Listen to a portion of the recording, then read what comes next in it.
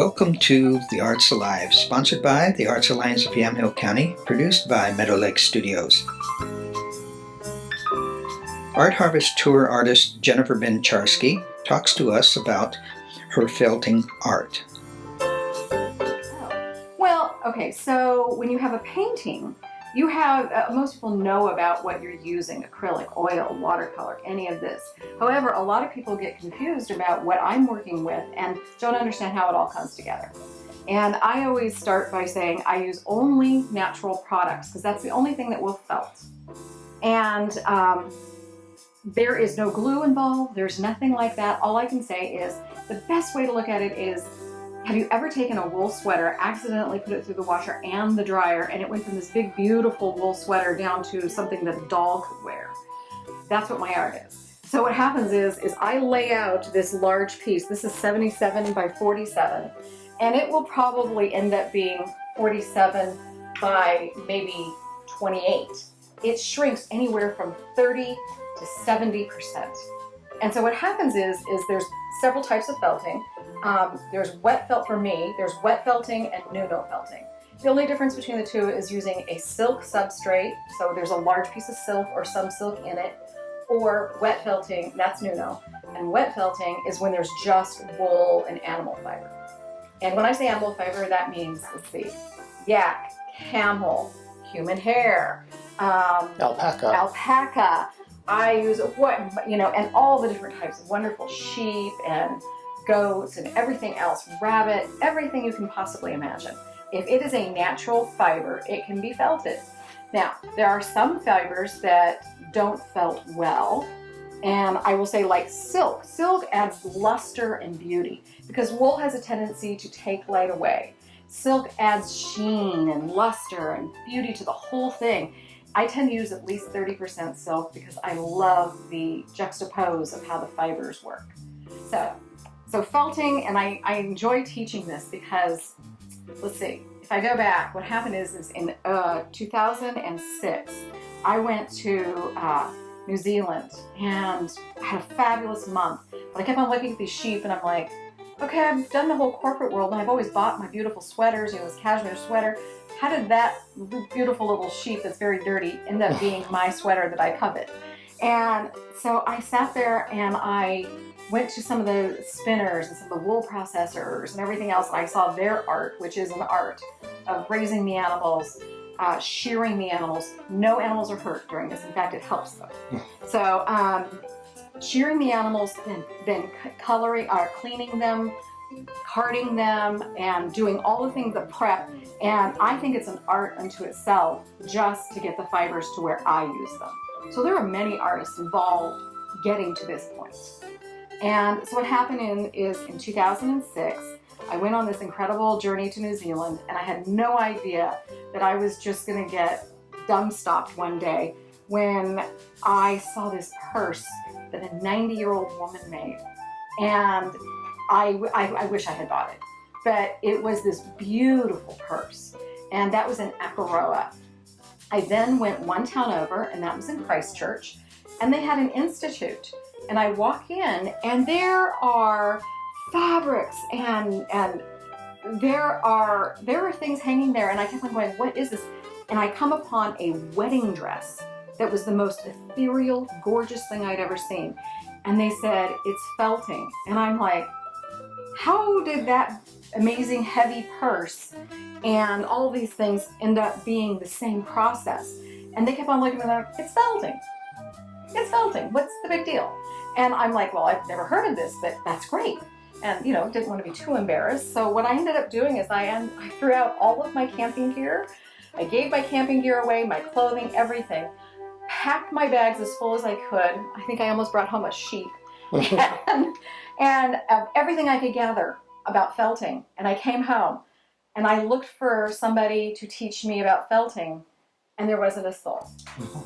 I went to universities, art institutes, everywhere I possibly could find. I found, what did the children's school? Waldorf. Waldorf School, we were teaching it for children. And that was the only thing I could find. As needle felting. No, wet felting and needle felting. And that was the only thing I could find. Needle felting is barbed needles. This was where? This was, I lived up on Bainbridge Island at the time, Washington. But I had searched the entire U.S. I wasn't just looking in Washington. I wanted to know.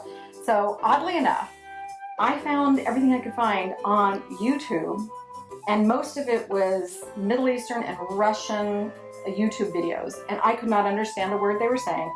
So I turned the volume off, started trying to emulate anything they were doing, and making all kinds of mistakes. Things that would not be qualified as art.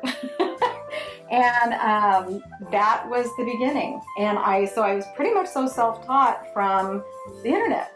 And I kept going. I found some international artists that were really talented. I took some online classes, but that wasn't until like 12 and 13. And anything I made ended up selling, and I was great. I just wanted more fiber. I just wanted, more tools, more fiber, more help. And so what happened was is that I ended up meeting this wonderful man who's my husband, Joe, and he's more than the love of my life.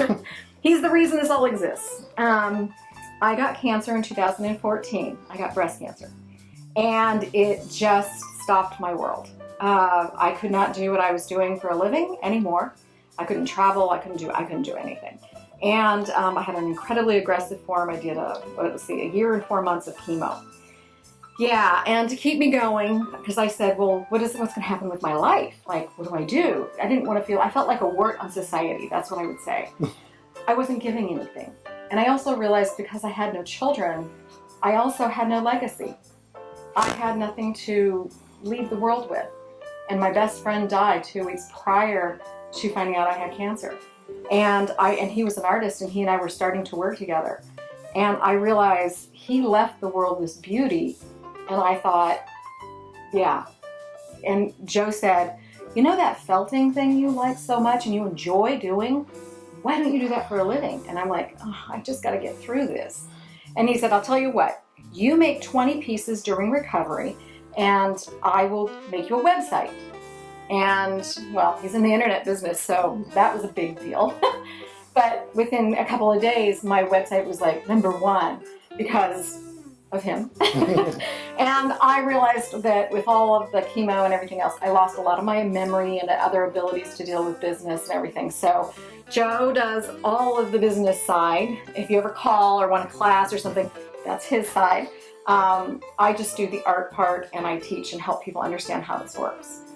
So that's kind of like the nutshell of how it works. I was selling a lot to private people, and we've done so. We have people that have collected all over the world. We've got a few collectors in Europe and all over the United States. Yep.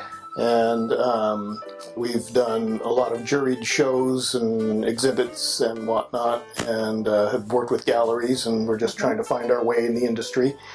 And galleries are lovely, but I kept on wanting to keep my prices low so everybody could have this new form of art. And I say new, it's not new.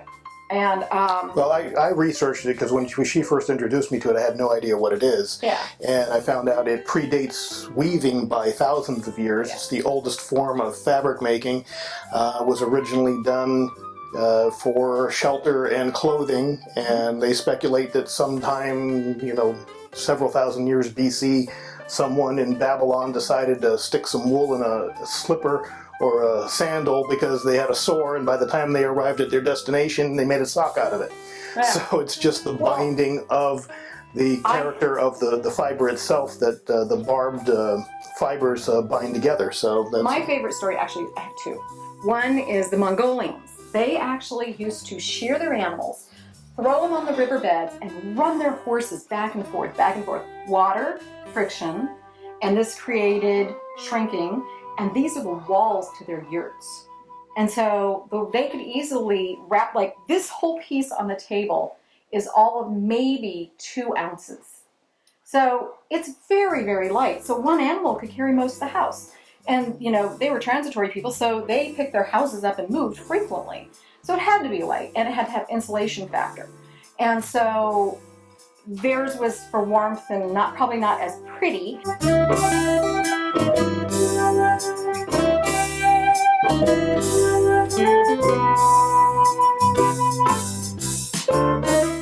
I thought I would take it to the art side, and that is not as common. Wall art is not as common, and Joe and I have been on a pursuit with others in Europe that are trying to make felting art a fine art, and we've got the classification of fine art. There is a certificate, it's numbered, it comes with each piece, because it is a fine art, it is not a craft.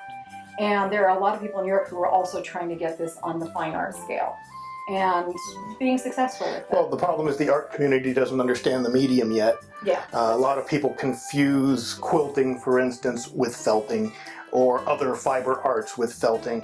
And to me, it's taking truly an ancient art, are probably, as far as we've researched, the first fabric of mankind. So it is one of our first fabrics, but actually taking it not just for wearing, which, you know, is very popular now, but making it into something you can enjoy on your wall. And a lot of people don't realize, like this layout here, this takes anywhere from 5 to 10 hours to lay out. I then will wet it down.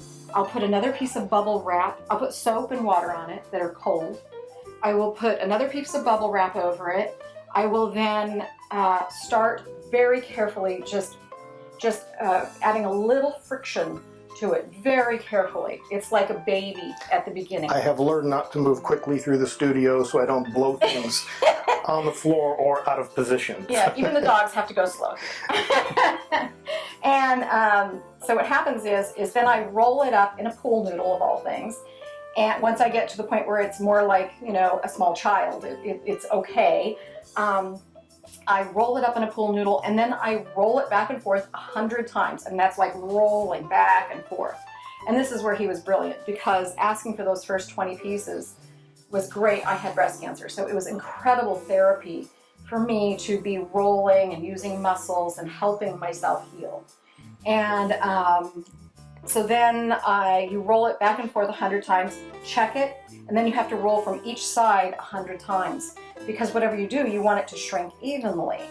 So that said, I roll every piece at least 2,000 times, checking every 100, you know, is everything, you know, aligning it up, making sure something's not moved out of place or anything. You don't have much give after the first 400. You're going for shrinkage, and you're going for that final felt, which is really difficult. I see a lot of felt out there as clothing and other items that actually are just called pre-felt. They felted it very little. Unfortunately, a lot of people don't want to put the hard work in, because, you know, you think, will this ever end? Especially on a large piece. And when you get shrinkage that's 30 to 70%, most people get something that's bigger, better. No, mine gets to be a lot less.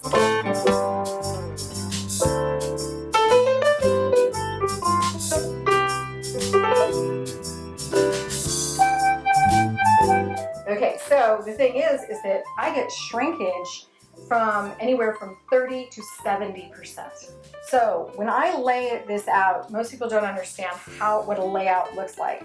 So when I lay this out, I start with maybe this much wool at a time, and I have to lay it one direction, then the next.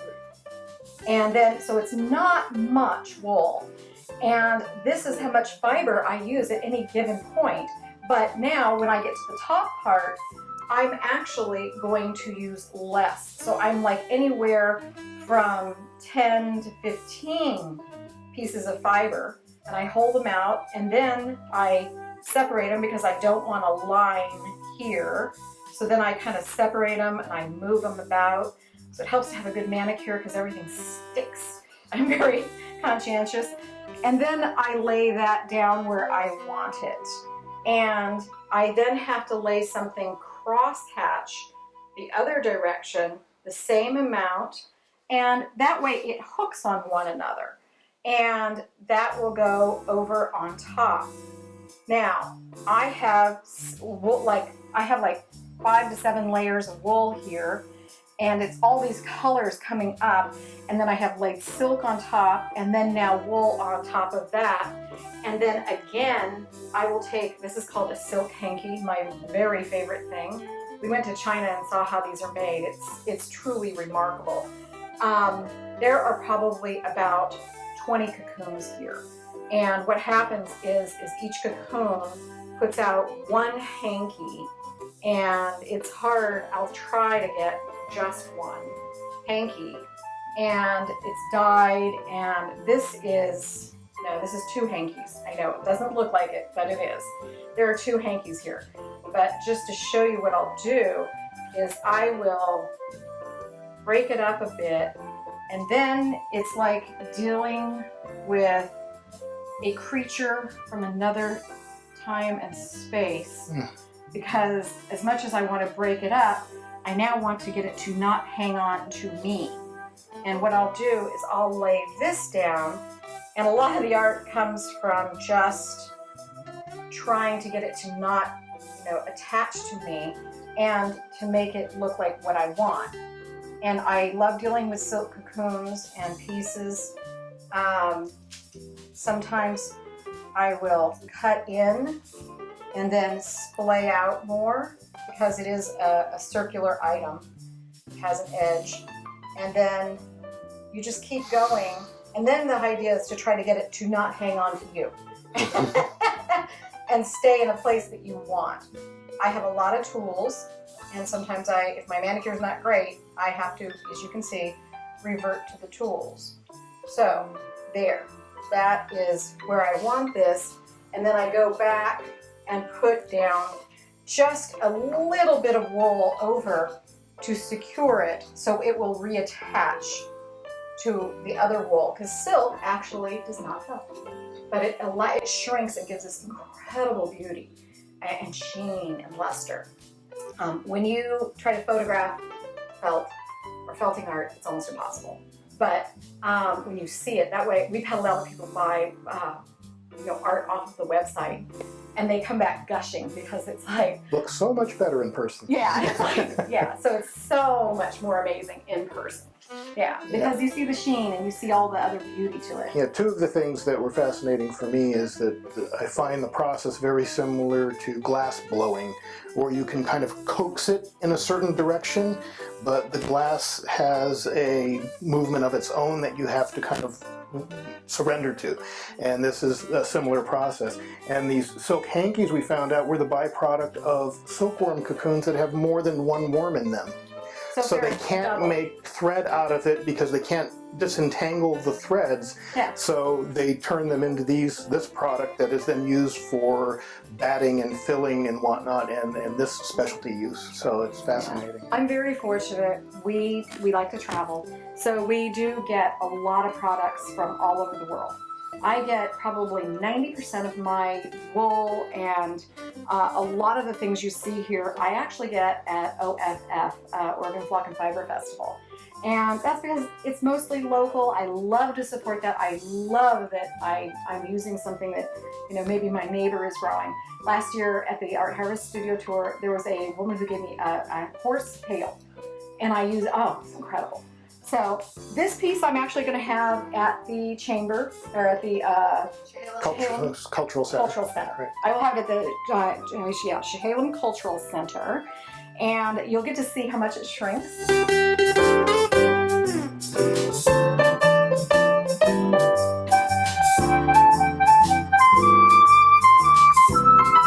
Now, we've tried different things. A lot of people have come through. I've been in the Art Harvest Studio Tour for 2 years. This will be 3. Yeah, this will be my 3rd year. Right. And this year, things have kind of changed. It's really interesting. We were in galleries, and they basically said, you cannot put your products on sale once you're in a gallery, except for once a year in our contract, we can put things on sale. And we've chosen the studio tour to be our sale time. People are coming into the gallery, so we have art. We have over 100 pieces.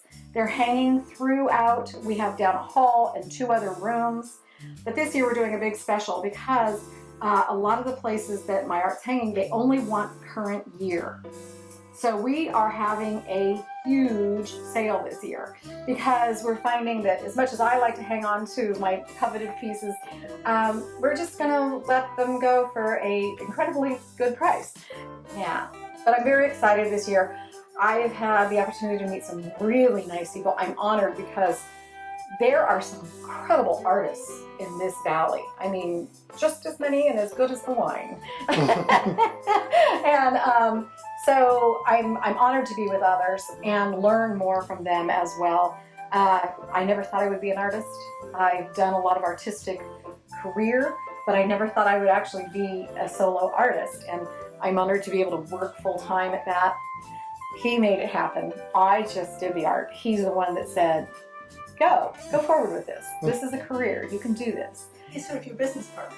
He's totally the business partner. He's the, what is the old word called when somebody sponsored the people back in... Patron? Yeah, he's my patron. He keeps me learning and he pushes me because he was also in the print industry. Color-wise, I'll be like, on my 10th hour, it needs something. And I'll call him in and say, what am I missing here? And he'll just say, well, what if you added a little something over there? And then walk out. And I'm like, yeah. And then there goes 4 more hours, And he not only does the business side, I can kind of like go off onto this. I deal with a lot of pain from the leftover of my chemo and all this other stuff. I deal with like level 9, 10 pain 24/7. And it's for life. So I take a lot of medication and everything. He's the one that comes down, pills, food. So he keeps me going with the food and medication and inspirational ideas. He brought down pictures from the Hubble Space Telescope and said, and this is what I see. This is what I came up with this is the transition. Actually, I've done several things, and I started with black space, and now I've transitioned into more navies and things that people tend to use more in their home or in a large space. Yeah. So I just been watching this piece behind you, and I'd like you to talk about that and the textural quality. So. Oh, well, I can tell you this piece. Here's a great example. This piece was as large as this table, which is this is a standard pool table that I had modified. I did it professionally, so I did not ruin the table. But this was the size of that. And what I did with this is I have a layer of silk to begin with, and then I put a layer of wool, and then I put several other pieces of silk over it again. So what I've got is I actually have this waffling effect, and what happens is that's the acoustic value. That's where the sound comes in. We did opening of a few wineries, and they were just amazed because when the art came down, they said, oh, it's horrible in here now. And I'm like, yeah, you need a piece or two of my art because it makes a huge difference. Well, and the puckering is a function of the different materials shrinking at different rates. Right. So this wool, it's going to shrink and be smooth. The silk in between is going to actually have to be forced to be shrunk, and that's where you get the waffling because it doesn't naturally shrink. So that's where the waffling comes from. And then there's pieces of silk as far as a fiber that run through it. And there's all kinds of things in here. And I also, how I did my signature, because you can't write on wool.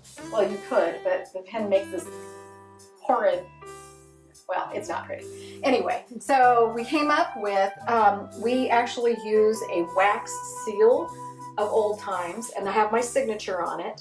And so that actually is how the pieces are signed, is the wax seal in the bottom right corner. And this piece here, this again is the same feeling where you have wool. This is a piece of silk. So see how it has, it's pulled from the shrinkage of the wool, but there's nothing on this. And then this again is silk running through. There's a lot of yak and all kinds of things in there. I always see the eye in this one. I love this piece. And this was done on Christmas Day. Yeah, actually this is our first collaboration. We talked about what to do on Christmas Day. Well, when you don't have kids, you have to get creative. And so what we did was we came down here and I said, what would you do? You've seen me do this. What would you do? And this is what we came up with.